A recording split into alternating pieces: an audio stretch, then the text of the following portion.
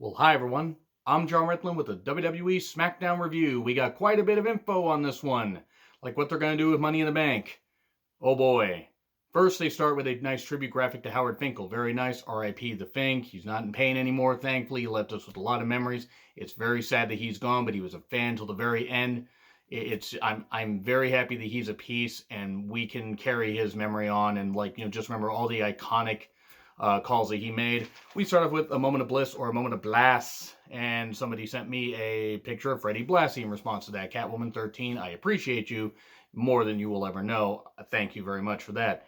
Congrats on beating the icon Goldberg, who has not been an icon since about 2003, and even then, that's kind of pushing it. And that's mean. Goldberg has a name, but definitely shouldn't have been paid $4 million this year.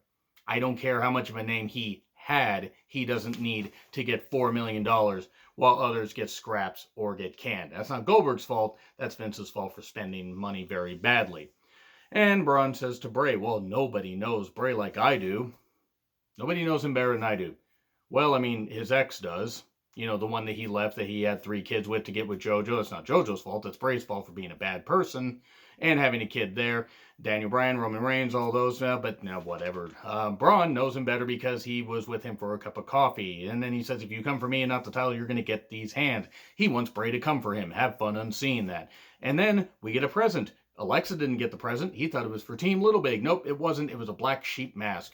Shout out to the Black Sheep, Dave Turner, guy who wrestles locally around here and also has wrestled all over the country. Great guy, by the way. Really good big man.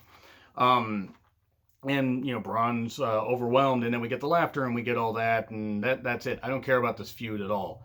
Bayley on commentary for Sasha Banks versus Tamina. They mentioned how, you know, they mentioned how Tamina has got Sasha's number. She may have Sasha's number. She has not faced Bayley before, and, you know, at least one-on-one. And we may possibly get a championship match, which I have absolutely no interest in. The women's division is a fucking mess. Now, there was one good thing that happened a little bit later, but Bruce Pritchard doesn't care about booking the women. Though it was kind of funny that Sasha gave Tamina a shirt and said, this is a small, I wear an extra large. That was pretty funny. Bayley did say, oh, the fans are turning on us because they're stupid idiots. Chris Jericho may have a word to say about that. And then Bayley gets attacked by Lacey as she tries to interfere. And then afterwards, Sasha gets in, gets hit with a super kick. Tamina gets a victory over Sasha Banks. 2020 is wild. So, okay, cool.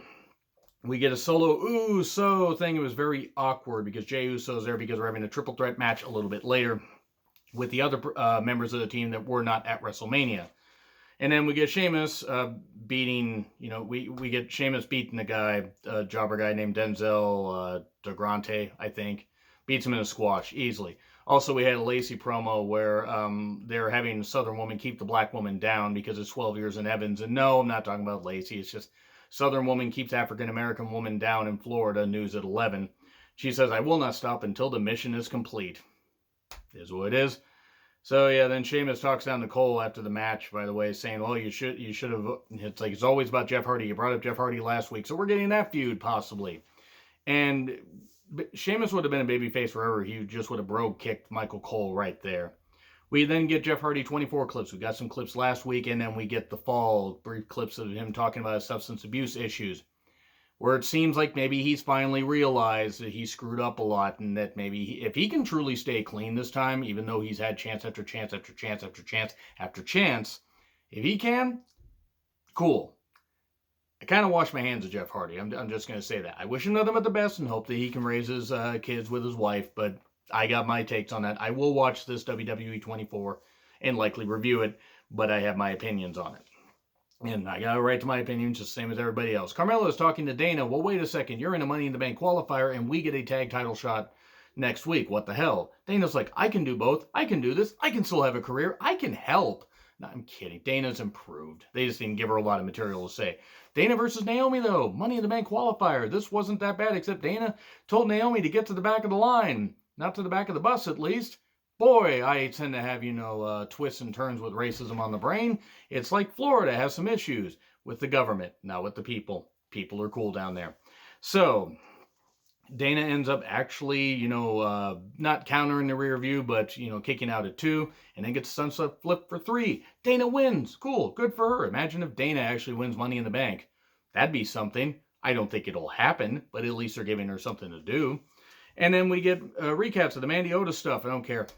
But what I did like was when Sonya came out and she seemed all emotional and everything. She'd been crying before she came out. Really was dedicating herself to this. She was talking, about Mandy, all the stuff, the 5 years, all the stuff. She said she came at her wedding, or her sister's wedding. Wait, maybe that she didn't say that. Maybe that's what I heard, because maybe I just have a bit of a warped mind. But she came to her sister's wedding, all this stuff, all the traveling, the YouTube show that they have, which I'm sure they're still going to do, or they're going to do at some point. But yeah, they got a really good promo here. And then Mandy comes out and all this emotion and everything. And then Sonya just cuts her down, and it was great. This was the highlight of the goddamn show, as far as I'm concerned. At least as far as promos. One match actually was about on par with this. This was exactly what they need to do with Sonya. I just hope they capitalize on it. She said, she talked about gagging or whatever, and said you probably do that a lot now that you're with Otis. Ouch. And I'm not sure if she meant as far as his appearance or the fact that she was doing, she was taking his caterpillar. That's what I'm trying to say. Taking his caterpillar, where it was, his cocooning with his massive spinneret. I don't know what I'm on about anymore.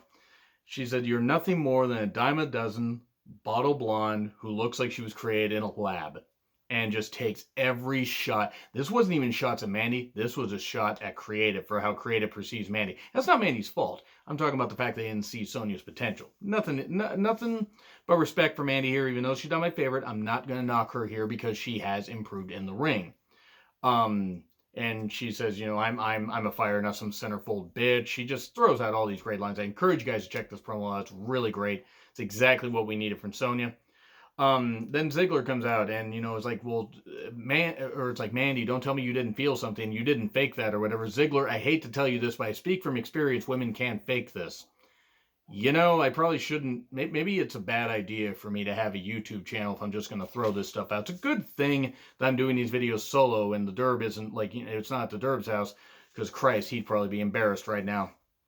So, Sonya slaps Mandy. Ziggler's like, what the hell are you doing? Otis comes out and attacks Ziggler. I don't care about the Ziggler-Otis feud. I don't. Mandy versus Sonya, I'm all for.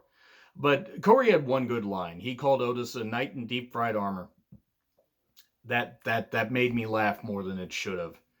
And they had a Howard Finkel tribute. Very nice, very touching tribute. If it's on their YouTube channel, please check it out. He will live on forever and new and all that. Just the iconic, calls that he had. So, let's take a closer look at the Forgotten Sons. No, I don't want a bunch of Trump-supporting pieces of shit. I don't care. Especially Riker. Riker can piss right the fuck off as far as I'm concerned. And yeah, I'll stand by that. I don't care if I offend people. It's my opinions. You don't have to agree. You can like or not like it. Cesaro versus Daniel Bryan, Money in the Bank qualifier. Good stuff. Except we have the Hacker Man that appears, and it's like, some keep their friends close, others keep their enemies closer, and they show clips and everything. And one clip that people focus on was Sasha and Bayley, which probably means we're going to get that match building in the SummerSlam. Maybe, if they're allowed to have crowds or whatever. We'll see what happens. The match was good, as you would expect. Of course, they had some great strikes and everything. Nakamura was in Cesaro's corner, and Gulak was in his, Daniel Bryan's corner. And it ended after Daniel Bryan had been focusing on Cesaro's shoulder. He got the yes lock and, just kept gripping Cesaro's swollen, veiny head and finally got the tap out. I am making this as uncomfortable as possible to see if people still stay tuned in. So he beat him, and Corbin then attacks Elias. This feud won't end. Why will this not end? Why is Corbin jealous of Elias's instrument? I just don't get it. Why will this not fucking end? Why are they insisting on Corbin? I'm not saying get rid of him. I'm not saying get rid of anybody. I don't want to see that happen. I just don't find Corbin interesting, and I'm done with this feud. Nikki and Alexa versus Dana and Carmella next week. Lacey and Sasha, Money in the Bank qualifier. Drew and Corbin, Money in the Bank qualifier. Have Drew win, please. Please have Drew win. He won't. Corbin will win. But Big E versus Jey Uso versus Miz, triple threat tag title match. Here's what it was. We got an announcer's table spot where Big E went through it, and he was laid out for most of it. Jey and Miz had a spat, had some back and forth. Miz did a figure four. Miz has been doing the figure four mostly for about the last, 7 years? And he still can't fucking do it right. I can't fucking do anything in the ring, but that's why I never got in the ring. credit to Miz for staying in WWE as long as he has, but there are certain moves he shouldn't do, and that's a butchered figure 4. But all of a sudden, big ending. 1, 2, 3. New Day are 8-time tag team champions. Okay, why do we give it to Miz and Morrison? Ho ho, hey hey. Why? Why? Are we already breaking up Miz and Morrison? What are we doing? Are we going to send them to Raw? Are we going to do draft stuff? I don't fucking know. It was a fine episode of SmackDown. It wasn't anything great, but the Sonya promo was quite good, and Daniel Bryan versus Cesaro was a good match, and Dana winning was pretty cool. But here's the main thing I'm going to talk about here at the very end. Money in the Bank is apparently being filmed at WWE headquarters, in Stamford, Connecticut. They are, it starts at the ground floor, and you have to get up the stairs or the elevator or whatever, and the Money in the Bank briefcase is hanging high above the like on a crane or something, or there's a ring set up on top, and they're going to you got to climb a ladder up there, and hopefully not fall off the ladder and maybe into off the goddamn thing. So they better have crash pads all around that goddamn building, because that sounds very dangerous, very goddamn dangerous. It's going to be as bad as the monster truck thing that they did. That WCW did, or it's going to be the greatest thing ever. I have no goddamn idea what they're going to do. It will probably be a goddamn train wreck, but maybe it'll be enjoyable. Credit to anybody that wants to participate in this. Good for them. One more thing, though. They talked about the Triple H 25-year celebration, and Cole pointed out that Triple H is not the only thing he hasn't done is win the Money in the Bank ladder match, and the tagline is "Climb the corporate ladder." Yeah, let me help you out with something. They have Triple H win the Money in the Bank briefcase. If you thought my rant about Brock Lesnar winning the Money in the Bank briefcase was bad, you ain't seen nothing yet. I will probably get censored by Twitter, or censored by YouTube and whoever, and wherever I post my video, because I am going to go absolutely apeshit if that happens. That being said, though, SmackDown wasn't all that bad. Let me know what you think of the Money in the Bank concept, because boy, they're going weirdly crazy with this. Agree, disagree, what I said. Like, share, subscribe, Twitter handle in the description. I'm John Ritlin. I'll see you soon.